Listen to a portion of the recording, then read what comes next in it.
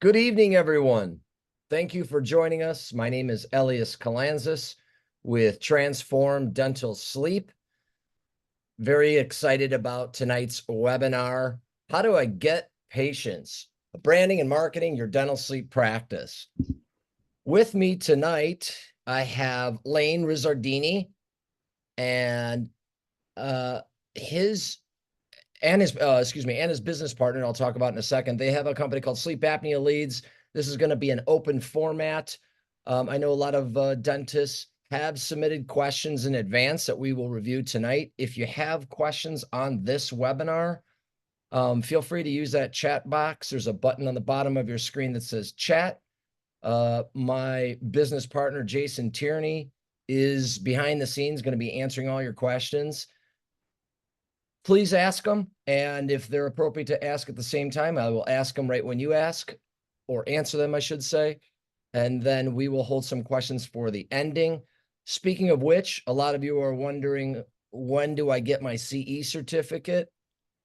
After you close out the window for the chat tonight, you will be asked to take a 3 or a 4 question survey. Based on you taking that survey, we will automatically email you your CE certificate within 48 hours. As Jason always says, please don't email us tomorrow and text us asking where your CE certificate is. It is coming. So I'd like to just spend about 30 to 45 seconds introducing Lane. He's been in marketing basically for 14 years. Lane, you want to just give a quick overview of yourself? Yeah, I've been in marketing for almost 15 years with Ryan at our first company. I'm not a sales guy. I build the things. I build the ads accounts, made the maps go live. I'm used to being the guy behind the scenes, making things happen and actually driving the leads. So, and then I live in Dallas with my wife. My kids will probably run in here at some point. And I'm trying to be more like Tierney in the triathlon and marathon environment of things. Nice. And Ryan, I only remember that you like to smoke meat, but can you give us, I mean, I'm sure everyone could read the screen. Can you give us a little more insight I know that you're a SEO expert by trade, but give us a little more insight on you. Yeah, basically anything that touches a website. So spend a lot of time doing design, kind of creative work now. I've done SEO for a long time. Like Lane mentioned, we met in 2010 at the first marketing agency that both of us worked at. I had the joy of doing door-to-door sales for a year before that, but I can't claim that I'm in marketing any longer than he is. But yeah, I'm in the same boat as Lane. Not a sales guy. I'm usually behind the keyboard, working on things, making things look nice, making them work. And I don't know. I unfortunately subject Lane and everybody that I know to Cleveland Browns football. So that's probably like I'm good at websites and I'm bad at being a sports fan. I was going to say you're dedicated. So that's what you Yeah, are. yeah. I'm loyal. The way to You're put it. loyal. Yeah, Are you also a Cleveland Indians fan? I am. Yeah, all the Cleveland professional teams. So This is the Guardians, sir. I went to that stadium on November 2nd, 2016. All right, maybe we should start the show. yeah, yeah. We'll catch up on that in Scottsdale. Cubs got lucky. All right.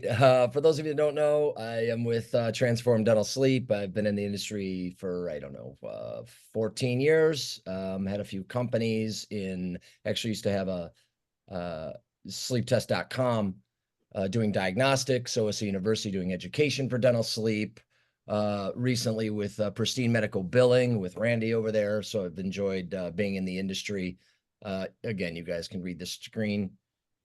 Let's go right to the first question. All right, gents, here you go. I'm going to sit back and just moderate, maybe add from time to time. But what are the do's and don'ts to market my sleep and restorative practices differently? Do I need a separate sleep website, different logos? This question comes up a lot, especially with the non-dental sleep medicine only practices. To what extent do I build out my own site, get a new site? I have my own personal opinions formally owning a marketing company, but you guys are the experts. I will let you have at it. Yeah. Yeah. So I think this is the question we get a lot, and it is also very central to our strategy. Like most of these questions are going to kind of depend on where you're at in your sleep journey. If you've never delivered appliance, I would do that before going through the practice of creating a separate sleep business from your restorative or your dental practice, of course. But there comes a point where if you're trying to get more serious and do 5 to 10 appliances a month that are not from your existing dental patients, you're trying to go get physicians referrals, you're trying to go direct to patient.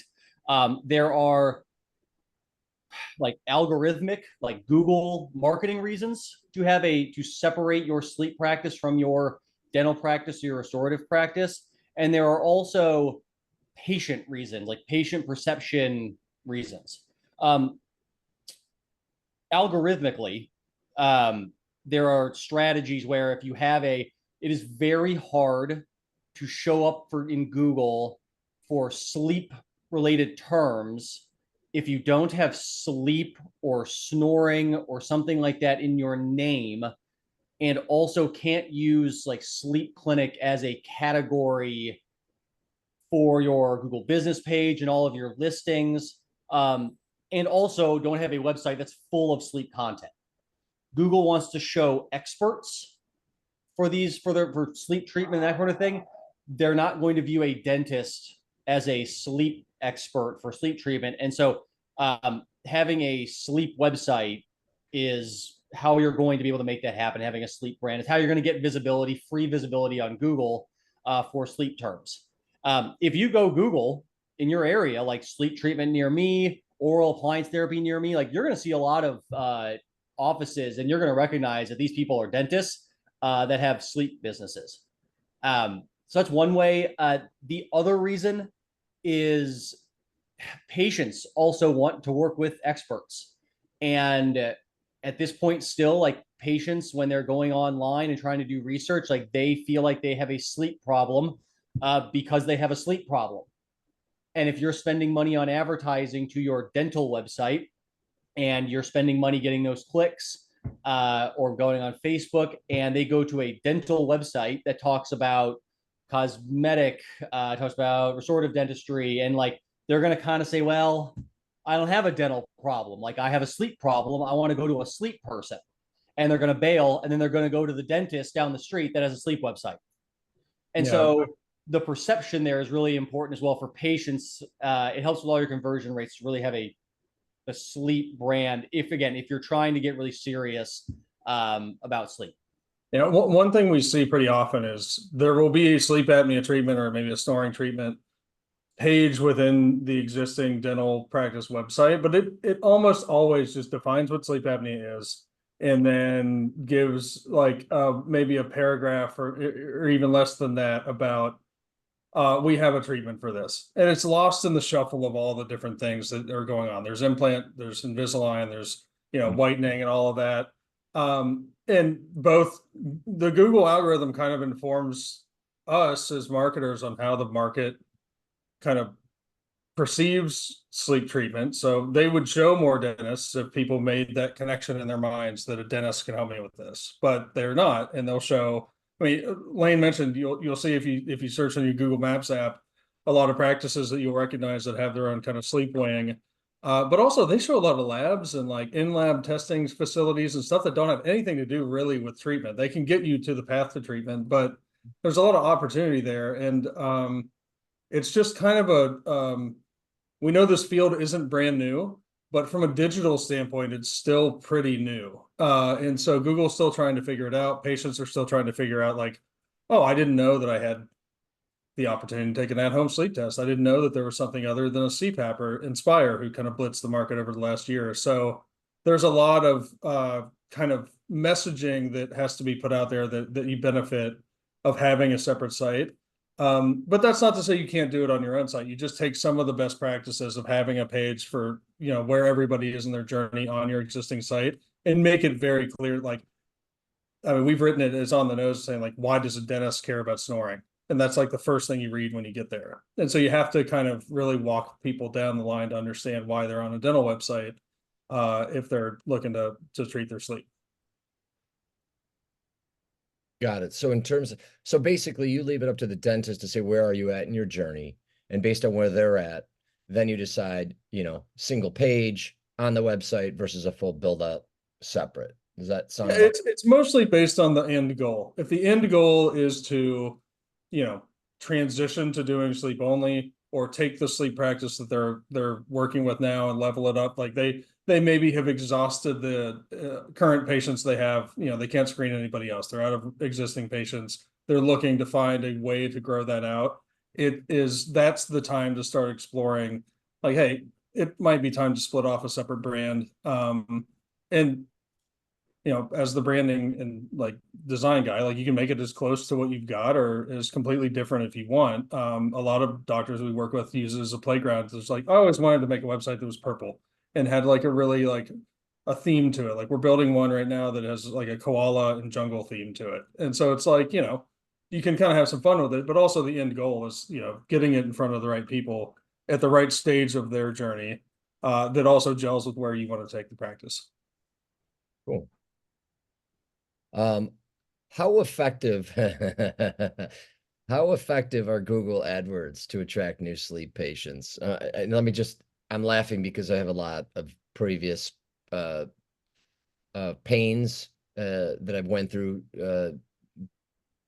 multiple therapy sessions about this topic and dental sleep leads years ago. So it's kind of loaded question for me, but how effective are I they? want to hear your experiences. Oh, well, mine is probably similar to yours, but you figured out the back end because I know that you guys have with your system you have an automated. We'll talk about it later, but I know that the follow-up, you have an automated follow-up system. That was the hardest part to crack because you can generate the leads. It's about nurturing those leads, getting them in. How are you answering the calls? What is that patient experience like? Yeah. So I'll let you go. How often do you, how often do you use Google AdWords for your clients? I think that would also answer the question. That's my second question. How effective are they?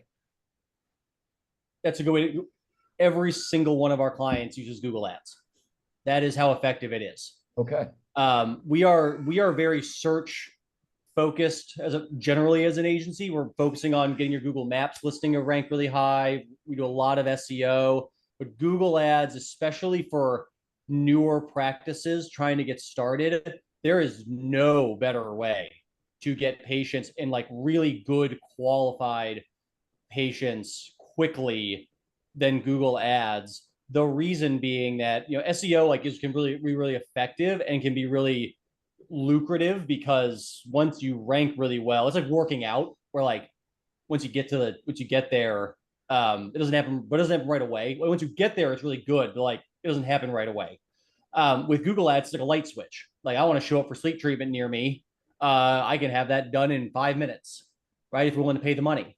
And so we can get website looking really nice. We get the right landing page up there. This is why it's nice to have a sleep brand with the right logo. It stands out. You get clicks to the site. You have a site about sleep. Okay, everything looks really good. The powerful part about it is that it's people that are like literally online taking time out of their life to go look up where is sleep apnea treatment near me? Where are CPAP alternatives? Where can I find sleep apnea alternatives in my area? Home sleep testing in Charlotte, North Carolina. Like, they are telling you what they want.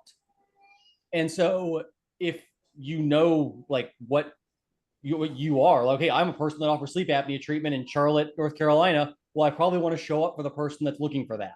Like, there's no really better, like, I don't have to worry about, like, are they male or female or what age they are. Like, if they type that in, they're probably a candidate. And so that's why we think it's really effective. We get really high conversion rates on it. Now, it can be tricky, though, because we have found, like, really surprising things about, like, what keywords will convert and what won't. You would think there are little differences, especially for like local clinics. Like, we found that sleep apnea treatment just by itself doesn't actually convert very well for our clients, which is weird. You would think, oh, well, like sleep apnea treatment, like that's a good keyword. That's what I offer. If you actually go on Google, you will see sleep apnea treatment. Google likes to service a lot of like informational searches. And it's like the Mayo Clinic, and it's like definitions of what sleep apnea treatment is. And it's like, it's not meant for a transactional inquiry. Mhm. But our highest converting, and this is kind of, I guess, I'm giving a bit of our secret sauce here, like sleep apnea treatment near me is one of our highest converting terms because they're looking for someone now. Someone's looking for someone local. And if you're, again, in Charlotte, I don't know why I pulled Charlotte out, but like that's what you want to show up for. That's the bread and butter. And so we can really target really highly what search terms are really effective with Google ads, as opposed to kind of like, we like Facebook ads, but it's like you're kind of showing it to, I don't know, everybody over 65. Like, I don't know if they're interested or not. They're not on Facebook looking for sleep treatment. They're looking at cat videos and like pictures of their grandkids. So these kind of pros and cons. Like, you get a bigger audience that way, but with Google ads, like it's really focused, it's really tight, and we know who we're getting into the website. And so that's why we find that to be the most effective. I would say also like to kind of add all that. If you can't tell, Lane's the ads guy. But they're only as good or as effective as your tracking is.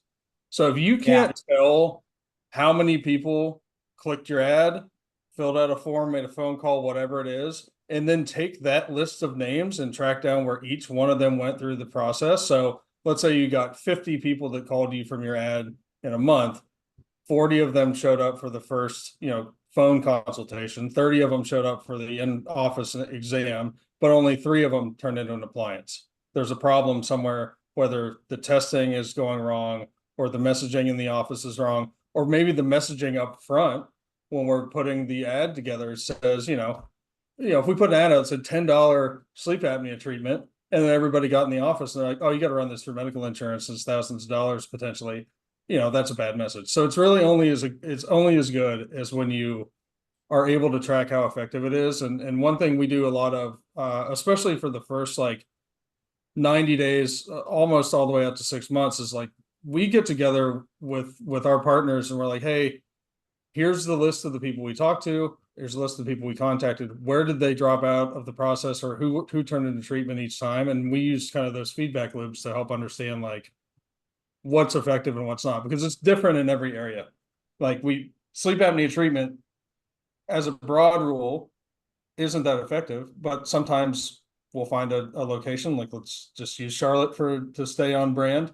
Like it might work there, and it didn't work in Manhattan. So we have to like have that feedback loop to understand where it's working. But we do find that because it is intersecting with intent, that's why we like AdWords as the most, like the highest return on your investment from a marketing perspective for sleep. Interesting to see. Brian put a really good point there. And this is why we record every single one of our phone calls for our clients, is that Google, let me be very clear, and some people have some bad experience with Google ads.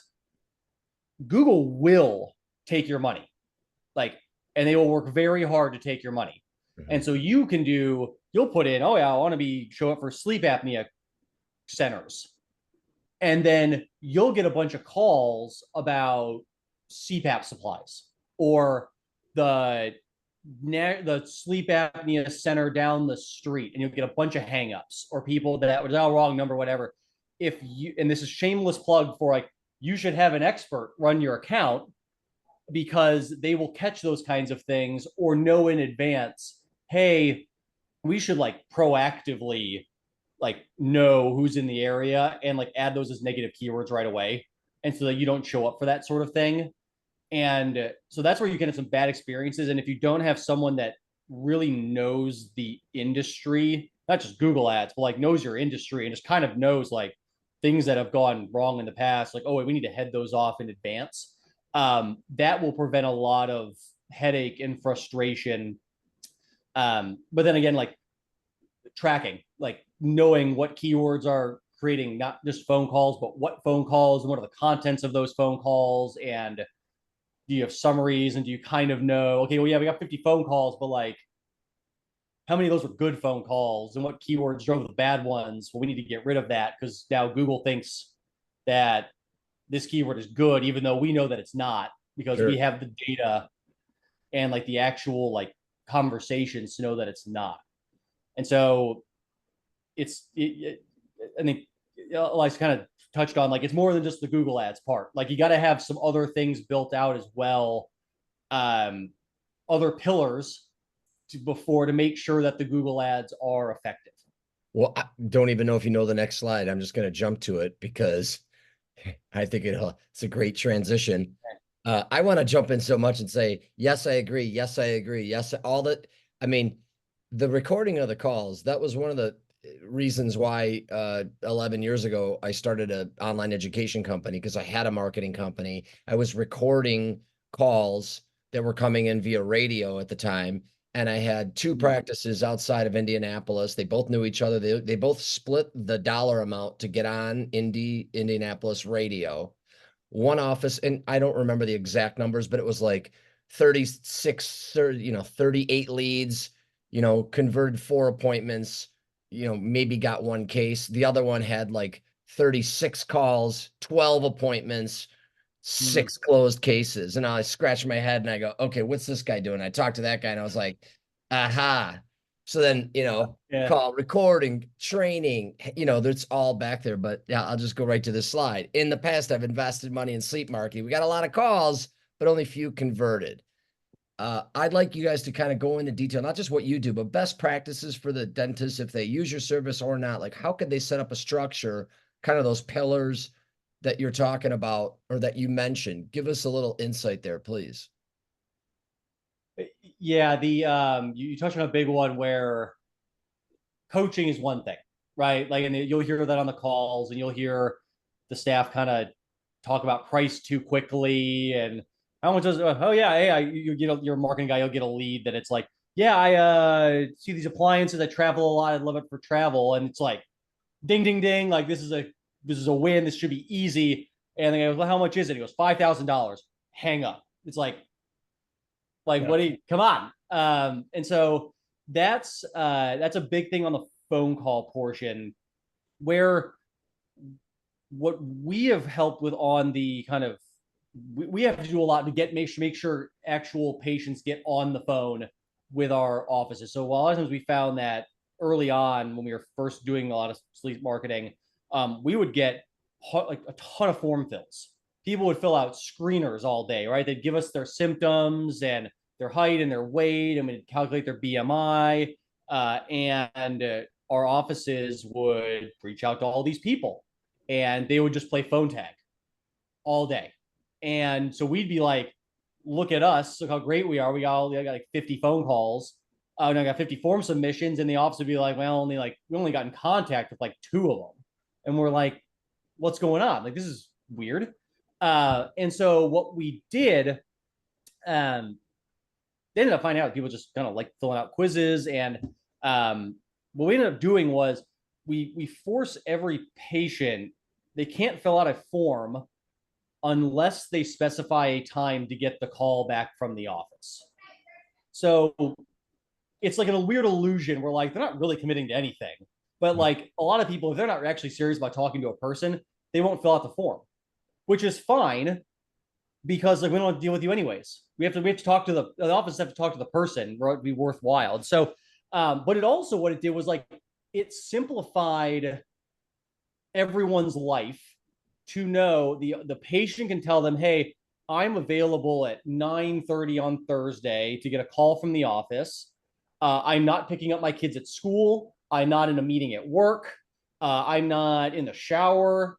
That'd be a weird thing to plan out, but like, and now the office knows, okay, I'm not going to waste my time trying to place phone calls at 8 a.m. I'm just going to call them when they told me to call them. And Well, then, one other huge thing, sorry, Lane, to interrupt. One huge thing we saw at the beginning is like the amount of required follow-up from the front office was almost a full-time job to chase people down, figure out if they're ever going to answer the phone. And then obviously you can't just try one time. You need to try, every day or so.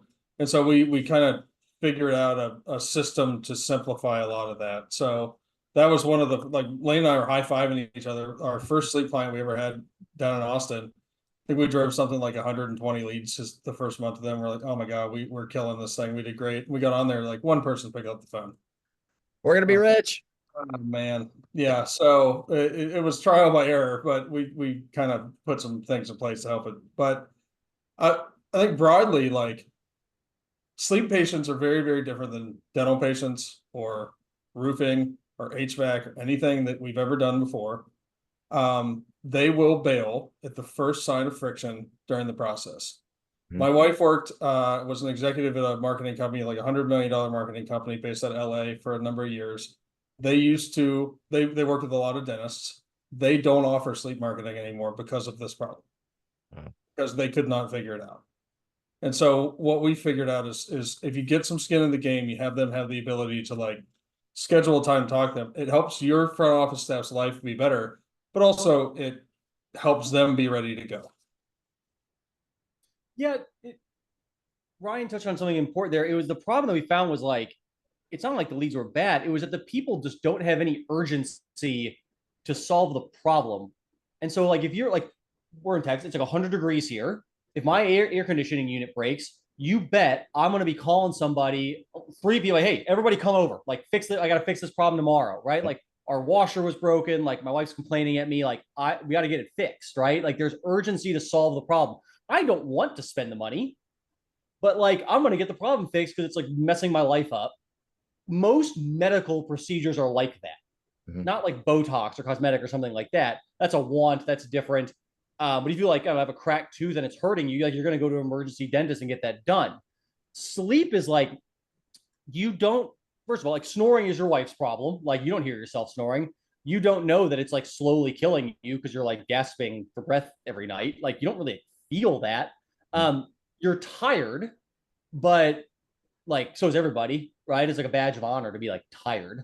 And so it's kind of this thing that you're able to kind of put off or delay. And that's what Ryan touched on, just like they'll bail out for any reason. Because, like, there's just, it just is not as big of a problem that's, like, nagging at you as, like, some of these other things. Right. And so, yeah. If I could say, that's kind of also from a marketing perspective, it is your job to create that sense of urgency, right? Yep.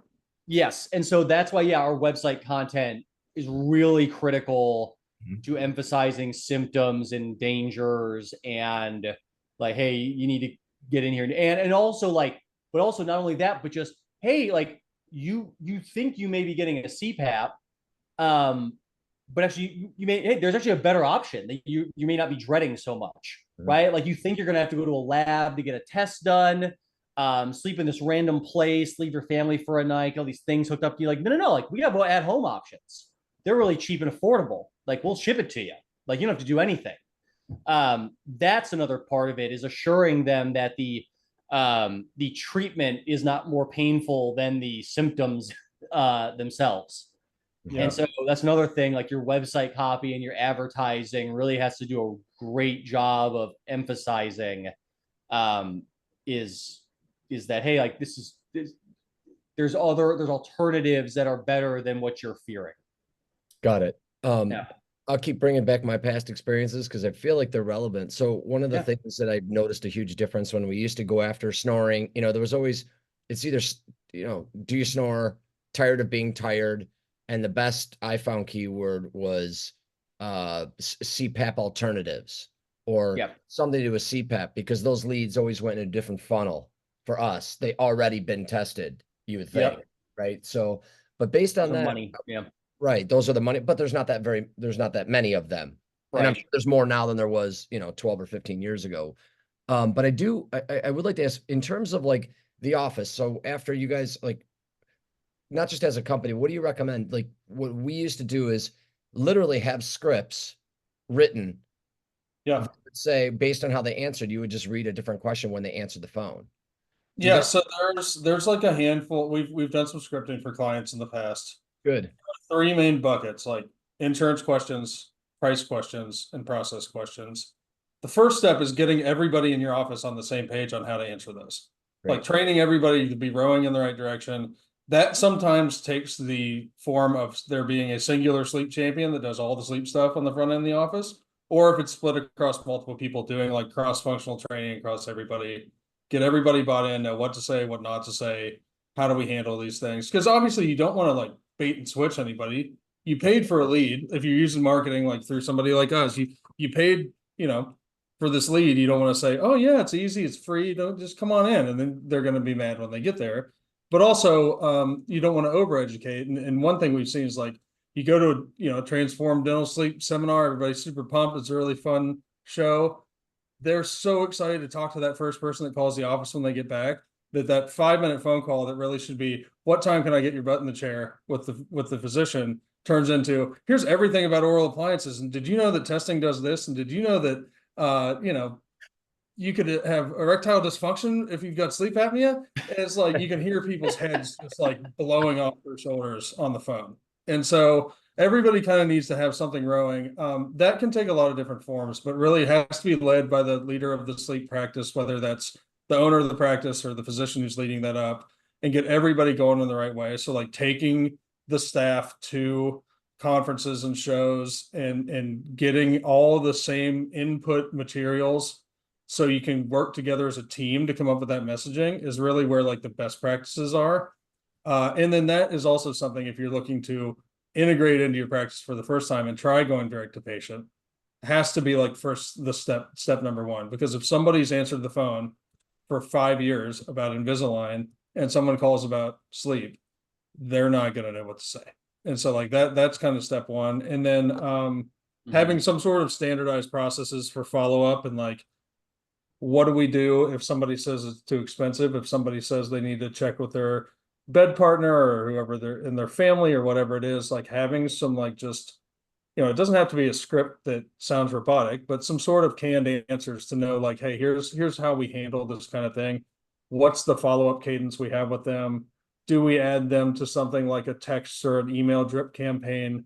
A good example of that, a lot of people that we work with that are heavy on insurance, we'll send people like use it or lose it campaigns toward the end of the year. How do we handle that on the front end though? Like, how do we know that they're a candidate for that gets kicked in there and then kick it down the line? So That's great. I love that. So you actually have different funnels already set up. So you'll hit them in like October, November, December. Hey, use it or lose it in terms of benefits.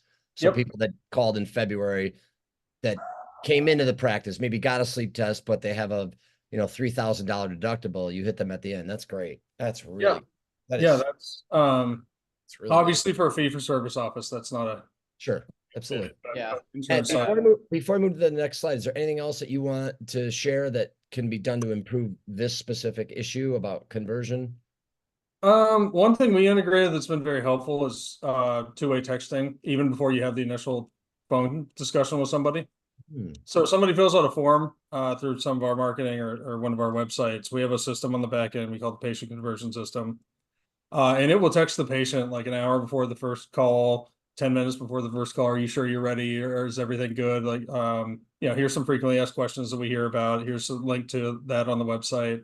But also what we end up getting back a lot is like, oh, hey, sorry, my dog just threw up on the floor. I can't get on the phone right now. Can you call me in 15 minutes? And that's kind of a silly example, but you open up the communication channel before you even would have made that first phone call and they wouldn't have answered, then you would have kicked them into whatever happens at, whether you follow up with them the next day or whatever.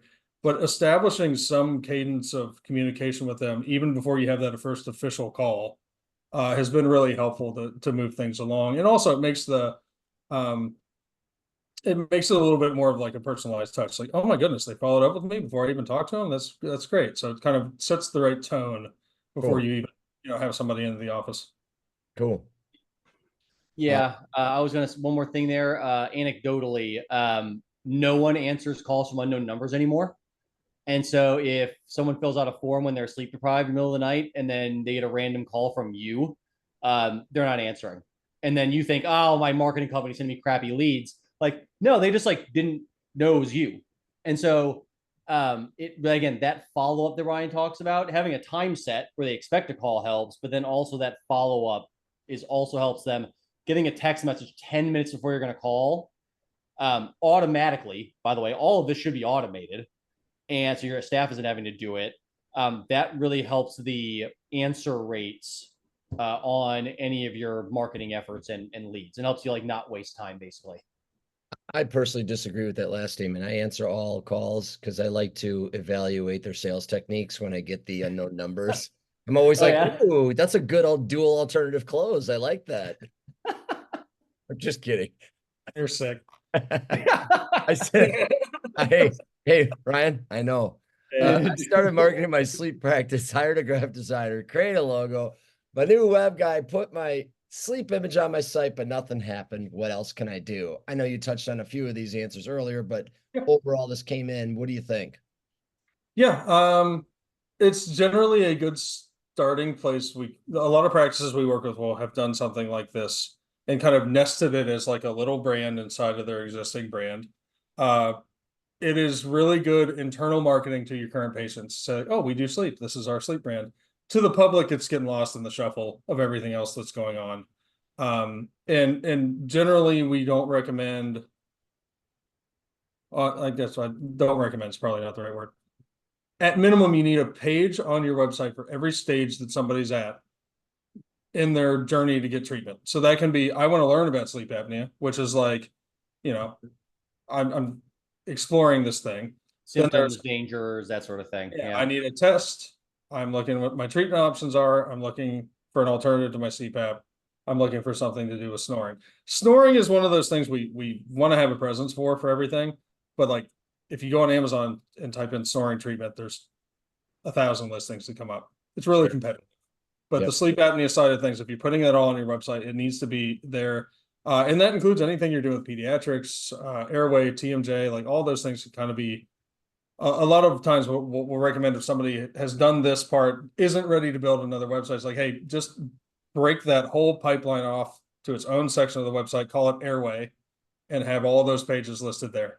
And instead of, if you're not ready to take the dive to have a completely separate website to manage and all that, that's the best way to do it internally. But Google's competitive. There's a lot of people that are looking for these things. The reimbursement rates are high enough that there's a lot of competition for this stuff.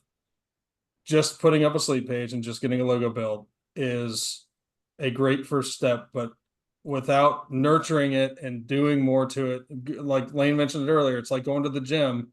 If you do it once, it feels really good and you're like, all right, I did it. But if you don't do it all the time and you're not actively marketing it, actively doing stuff with it, it's hard to see a lot of results. Got it. Yeah, this is like putting up a billboard in a desert.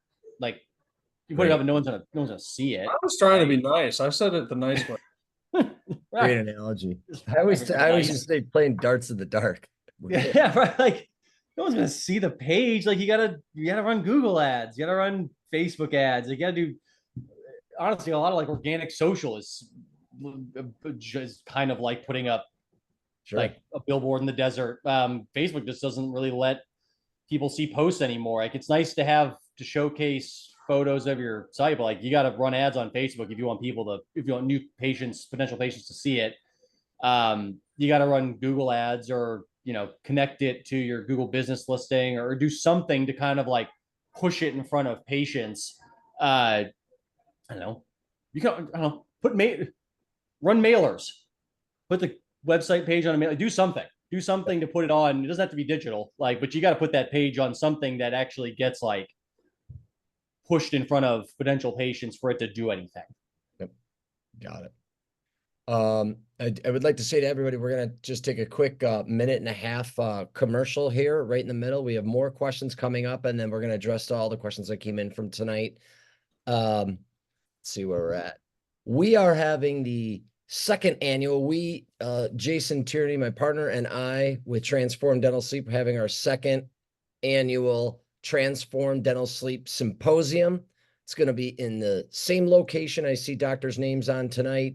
Same location as last year at the Hilton Cavazon, January 31st, February 1st. It's a 2-day event. As you can see from the screen, we have a ton of great speakers on the list. Starting even with a world-renowned runner, Hella Sibide. I think Jason was mentioning that he runs every day, as in hasn't missed a day in 7 or 8 years. He's the first Black person to run across the United States of America. Full of joy, huge influencer in the running space. He's got a great message for everyone. He's also sponsored by Hoka, the shoe company, but we've got some great physicians, dentists, people from billing, people from marketing, people from airway, for pediatrics, dentists, sleep physicians, doctors, all kinds of great information. This is not your typical meeting. This is not a very stuffy, let's say AADSM type meeting where it's all focused, super clinical. This is how to get stuff done in your practice. You know, Dr. Jameson Spencer to Dr. Max Kerr to Dr. Ken Smith, very applicable pieces of knowledge and insight to take back with the practice. We do also have some great clinical pieces. I know Dr. Ryan Seuss, he's an ENT. He's doing he's co-lecturing with Dr. Nicole Chenet about how to go after Inspire providers. Because you guys know Inspire gets a ton of marketing leads on a monthly basis, and they close very few percentage of their leads because their treatment is so specific. So we're excited about it. If you want to, I think, Ryan, did you come to the last one? Is that right? I did come to the last one. It was great. Yeah. What were your thoughts on it overall compared to other meetings? I thought it was a lot of fun. Everybody was super jazzed. I mean, it was first meeting, so everybody had like the new meeting smiles on their faces. But I thought the information was great. The location was great. Yeah, I couldn't recommend it more. It was great. Awesome. We're doing something different this time. The day before, so our event is on a Friday, Saturday. The day before on Thursday, so we have a registration that you could sign up on. I think Jason's probably put it in the website, tdssymposium.com. The day before, we're having different workshops from 12 p.m. to 6 p.m. Sleep Apnea Leads, the company that Lane and Ryan own together, they're doing a 6-hour full immersive, let's call it the workshop, and they're going to be going over the 5 different pillars that he was discussing earlier about branding and websites and local and what kind of interactions you have with physicians. I don't know, Lane, you want to touch on it for maybe 10 seconds to give a little more insight? It's how many hours? Isn't it 6 hours? I have no idea. We're basically giving away our whole playbook. Okay. It's sick. Like, I'm actually working on the deliverable to give away all of our use it or lose it language for that whole sequence, so you can like build it yourself. And well, you gotta be careful with it because it like broke our clients' calendars last year because they got so many appointments from it. Nice. And so we're just giving all of it away. Like, we're gonna do whole like branding exercises. Cool. You're gonna know exactly how to like build your brand, be able to take it to someone to get like exactly what you want built, know how to write all the content, what your website needs to have, what pages it needs to have. Great. Like, We're putting ourselves out of a job. we're putting ourselves out of a job. It's really, I love that. terrible. So and Jeff's going to be there. Jeff is like secretly the guy that makes everything happen. And so like, he's like the secret, like, sauce to this whole thing. Like, no one knows it, but he doesn't even get the fake plants in the background. Huh. No, yeah. He doesn't get headshots or anything. No, I would like to tell everybody one thing real quick. This is a separate cost to register for this workshop in addition to the 2-day Transform Dental Sleep. However, Jason has decided to put the largest discount we've offered to date for the symposium and the workshop. So dentists on tonight, the promo code that Jason probably is putting in the chat box is SAL200. You can save $200 off of the symposium registration fee along with the workshop fee. So please take advantage of it. That does say expires Friday. Jason did tell them 11:59 p.m. that's going to expire. So if you haven't registered yet and you're going to go to the symposium and the workshop, there's a $200 promo code for you. And before we get to the next part of our questions, I do have to say this. Last year at this time, Jason and I had very few signups because we decided to do it for our January or February event. We decided to do it last year in June. We got it together in July. So we really started promoting in August. Now we've getting a lot of signups. our hotel room that we have as of today has more than 50% of the rooms already blocked. So please book your rooms. I think they're like, it's a great hotel. It's like $200 off a night. So book your rooms before you miss out and you have to book somewhere else, because we have a certain amount. I think we have like 200 or 250 rooms total. I'm not sure of the number, but we're already half sold out. So that's the last thing I was going to say on that. And thanks for listening, everybody. Anything else to add before I go back to the questions, gentlemen? No, come to our workshop. It will give you everything you need to like nail your marketing immediately to start getting like actual like 5 to 10 appliances a month.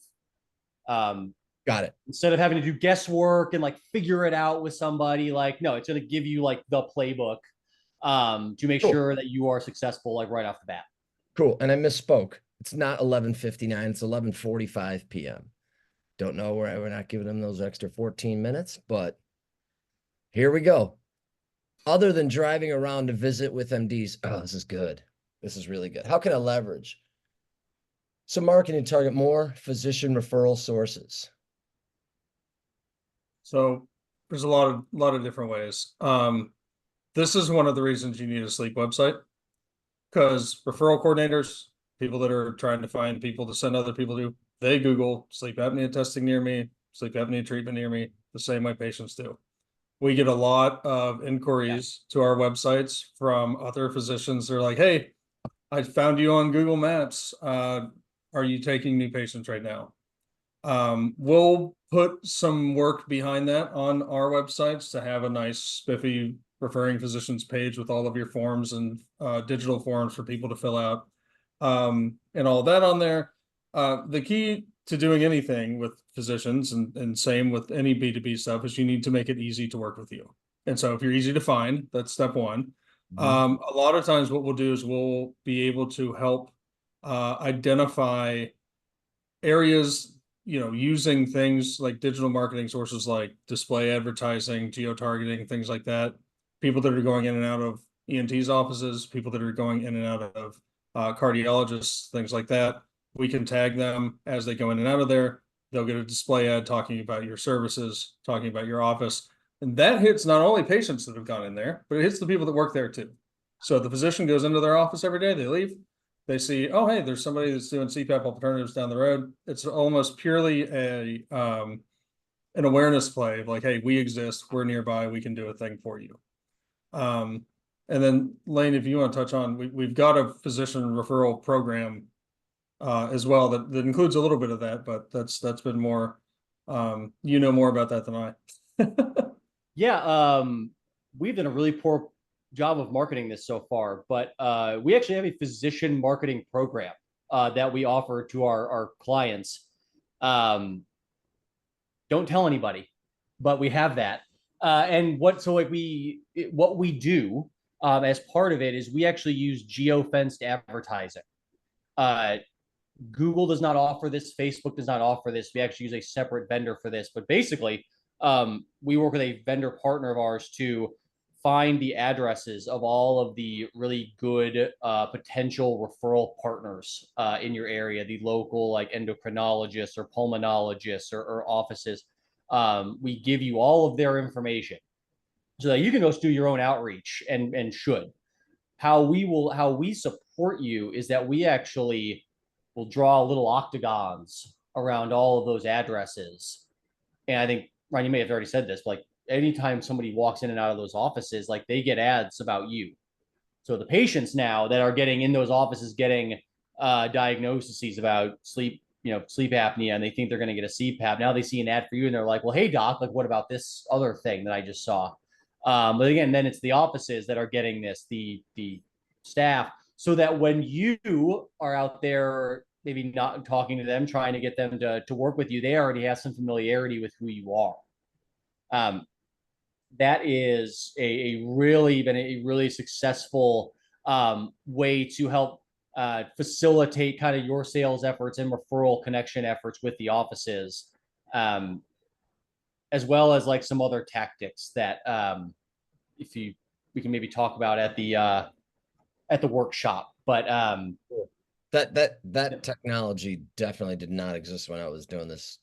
I mean, maybe it did. I just wasn't aware of it a decade ago. That is No, it's crazy. Yeah. Like that's again, insanity. Google doesn't offer it. Yeah. Yeah.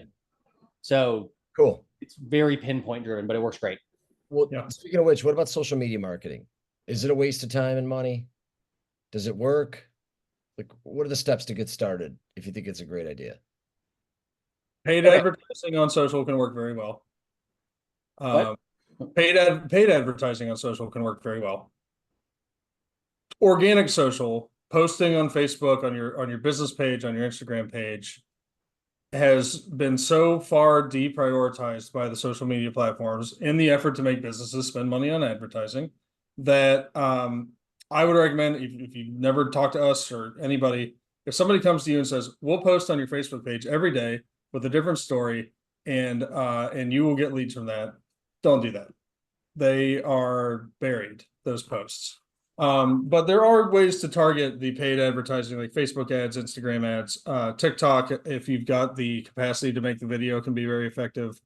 But again, it is push marketing. So you're pushing it in front of as many people as you can and hoping to connect with them at some point and distract them away from whatever they're doing to make them make an appointment with you.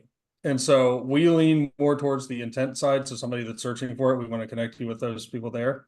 When we were running social media marketing, we want to be very careful of the targeting and the spend to make sure that it is actually returning an investment, because it's very easy to yell your message at a million people if you're in a highly, dense area. But if that message is, you might have sleep apnea, fill out this, survey to figure out if you do, you don't know if they're going to be anywhere close to ready to get treatment. You don't know if they're anywhere close to be ready for a test. You have no information really about, they may just like taking quizzes on the internet, which tons of people do. And so it can be a pretty quick way to burn through some cash if it's not carefully curated. Yeah. I think you're having a nice looking Facebook, Instagram, photos of the office, photos of staff. That's a nice, I call it like a trust reinforcer, right? Like, so people, like when they hear about you via a Google ad or maybe a radio ad, or if you're doing any sort of like, again, push marketing, and they look you up, they expect to see a Google business page with reviews on it and photos, and they expect to see a Yelp page, unfortunately, and they expect to see a Facebook page. If they don't see any of these things, they start, or if your Facebook page is blank or it looks terrible, they kind of go, well, is this a real business? Like, why don't they have this? And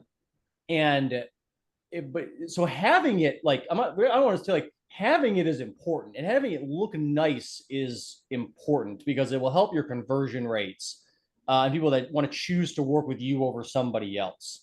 What it will not do is create leads by itself. I've And totally so, yeah, and like it also takes like way more effort to like do social really well than I think a lot of people think it does or anticipate that it does, because a lot of people make it look really easy. And so you spend all this time, or you pay an agency, and it's like a lot more expensive than you think to make good content. They're needing content from you anyways, because good social media content people want to engage with involves photos of your staff and like things going on in the office and like real things, and not like have a nice Labor Day. And so that's where that's kind of a waste of time. And we're like, frankly, we don't like, we'll help our clients post photos like all day and like get stuff out there and then give them suggestions for things to do. But like, as part of our programs, like we actually don't offer any like proactive social media marketing, because we feel that the time and money and investment is better spent on optimizing your Google business page, running automated follow-ups for leads, doing Google ads, building out Apple Maps. No one's thinking about their Apple Maps profile, despite all of you having Apple iPhones. That's where that money is better spent than creating cheeky videos that no one's going to see on Facebook. I'm sure you guys know Dr. Erin Elliott. She lectured for us in January or February. She's going to come again. She's going to be there again, but she makes the best videos. She makes rap videos. She does, plays on words, and she attaches that to her social media. Those work, but she's also taking the time to do the rap, get the editing done, get the video done. Totally agree. Right. Cool. That's good social. Yeah. Oh, Yeah, yeah. I want to say Facebook ads can work. Like that's different. Like that's getting to people. Right, But right. we're talking about organic right now. Right. Yeah. How do I, and let's just spend a minute on this one, and then we'll go to the next question. How can I target patients in my community and not waste time on marketing to patients all over the place?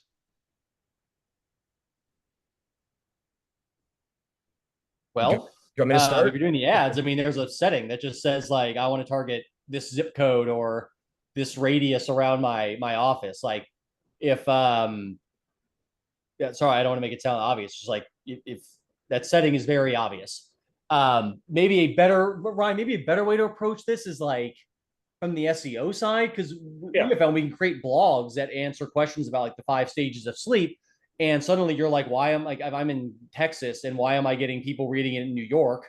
Well, it's because it's doing really well. But that's a kind of global question people are asking. Yeah, you want to make sure that the copy on your website has some locality to it.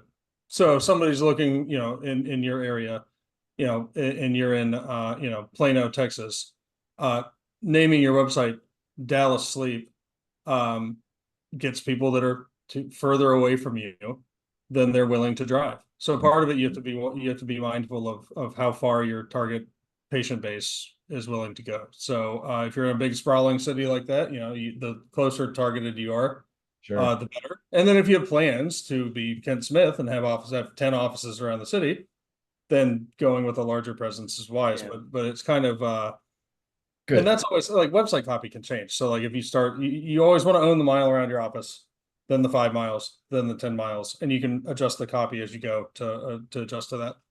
I saw one of the questions coming from the doctor about multiple locations and websites we'll get to in just a couple minutes. Okay. One of the things that we used to do that's unrelated, but like maybe the doctor was asking this question. There are things that you could do in the community, hosting events, going to like a chiropractor's office and screening their patients. They come to your office. You can do things like I did a couple things locally with the fire departments. That was awesome. My electrician at my house is the fireman who is he's the lieutenant colonel from the neighboring town. They just happen to, we did an event for a doctor. He got tested. We became friends. He's a buddy of mine now, but like the fire department's a great one. You get a lot of great PR. This is unrelated to obviously SEO and that stuff, but there are things that you can do in the community. So I just want to throw that out there. Job fairs is one we've heard. Job fairs. Ooh, that's good. Anything with like a local community college or a local university, like we've got University of Texas in Dallas is right down the street from where Lane lives. They've got all kinds of stuff that we've had doctors go to. Sure.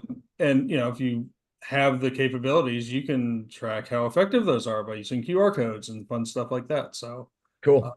So this will be our last formal question of the night. We're going to show you next month's webinar coming up, and then we'll answer any questions that you have. It's almost 7 o'clock, so if you have to go in a couple minutes, just fill out that questionnaire to get your CE certificate. But can you guys give me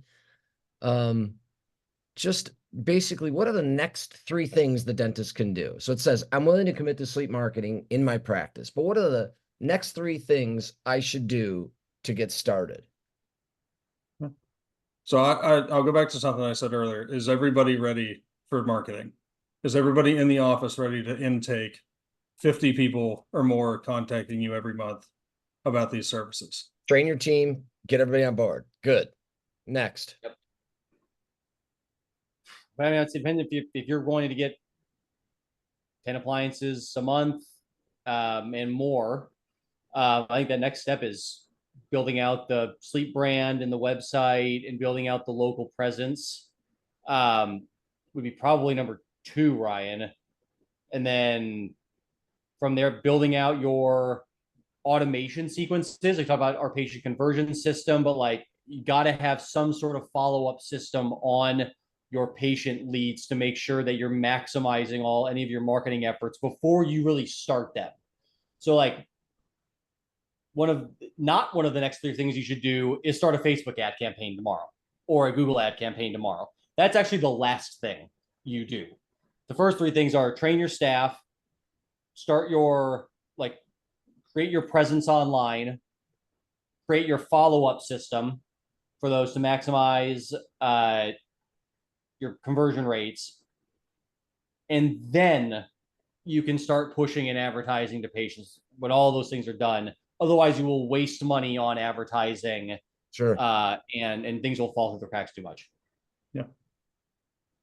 Great. And for anybody that's on the call, and I don't know where everybody is in their journey, but you should deliver an appliance or two and get kind of like the ins and outs of like, hey, if I get a good lead, I get them in the door, I get them ready to go. Like, can I get everything fitted and ready to go? So Awesome. Before we wrap up and take some questions, I just want to let you know we have another webinar coming up on Tuesday, August 27th, same bat time, 7 p.m. Central. This one's a system for dental sleep, a system for better dental sleep practices. This is with Dr. Max Kerr, Dr. Stacy Lehman, along with Scott Craig. Most of you probably know the first two. Scott Craig is the owner of Midwest Dental Sleep. He's here by me locally. I'm in the Chicagoland area. They've been doing it for almost 20 years. They've got 4 locations, probably the 3rd or 4th largest dental sleep practice in the country. So yeah, they're big. Yeah, they're big, and he's a great dude. And he's full of knowledge. So I think Jason put that link in there. Sign up for that webinar that's coming up in just a couple weeks here. And then don't forget about this promo code. That promo code is SAL200 to save $200 off of your registration for the symposium and for this workshop together. And as I said, that promo code is live until 11:45 p.m. this Friday. So take advantage of that. And don't forget to book your rooms. Let's see what we got here. Okay, so let's go with some questions.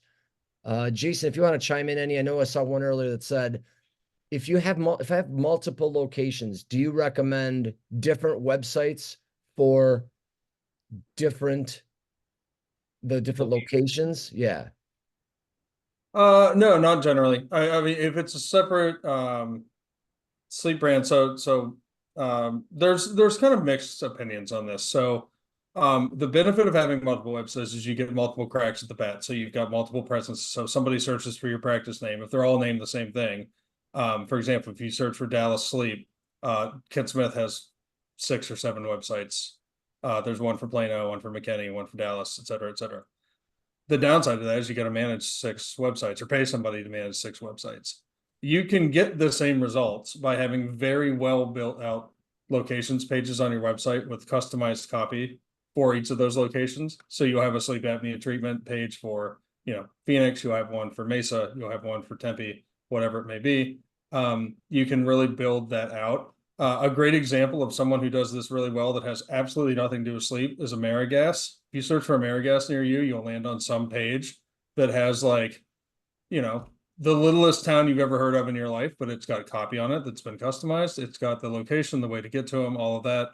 So the benefit there too is you live on one URL, and all of your equity from building and doing all this marketing work all builds on a single property. And that makes all boats rise as you go. So generally, we don't recommend having a separate URL for everybody. If you've already set it up where you've got separate URLs, there's a different set of strategies to make them unique enough to where they're not, 1, completely competing with themselves, or 2, seen as duplicate copy by Google, which is a big no-no. So if you're starting and starting the kind of architecture of how does this look when I have 10 locations, building it all as part of the single domain is probably the best strategy moving forward. Yeah. I can't even believe Kent has different websites, or Dr. Smith has different websites. To me, that just seems anathema to what you would want to build, but he also does have the busiest dental sleep practice in the country. So what do I know? Right. Well, it's one of those things. It probably started, he had practices, right? And then he had 3 websites, and then all of a sudden he's like, well, we've already got them all. Let's just keep going. And there's part of it is like, if you've got a structure that you're working with that's already working, you don't have to blow it up for the sake of best practices. Like, best practices are subjective in a lot of ways. Sure. And so again, it's not necessarily a bad thing. It is just, if you were planning up front to start that, nobody wants to manage 7 different websites. It's better to have one website. You've got one code base you're working with. You've got the ability to grow it into a singular thing. And then, if you find that you need small niche things, like if you're getting into airway orthodontics or you're getting into pediatrics, then maybe you split that off into its own thing and kind of go from there. Awesome. We are okay. Yeah, we are over on time. If we didn't get your question answered, we will email them to you. I'll just say a couple things. One, we have our webinar in a couple weeks. Two, you have the promo code. We'd love to see you in late January, early February in Scottsdale. Genuinely, we had a lot of fun putting it on. I know Jason put this in the chat box earlier. I didn't mention this up front. We don't have a vested interest in their company, their meaning Lane and Ryan's company. There's no like formal relationship. We know they do a good job in the industry for our clients. Genuinely, if you have any interest in not just the workshop, reach out to them. I know Jason put your company's website in the chat. I don't know if you don't mind doing that again, Jason, but give Lane or Ryan a call, set up a call, learn more about their company. Guys, I really appreciate you sharing that insight tonight, especially with a few of those pearls that I know one slipped out early, Lane, about the near me. So, Oops. yeah, no, appreciate More of that at the workshop. Do I see a little kid's arm back there? Is there a hand next to you? No, okay. That was his pug. Oh, it's a Yeah, that was pug. my dog. Yeah. Yeah. Everybody, thank you for joining us. Thanks very much, guys. I appreciate the time and the dedication to the work. And hopefully we'll see you all in on January 31st. All right. Thanks for having us. Thanks, Have a all. good night. Thanks for coming, everybody. Yep.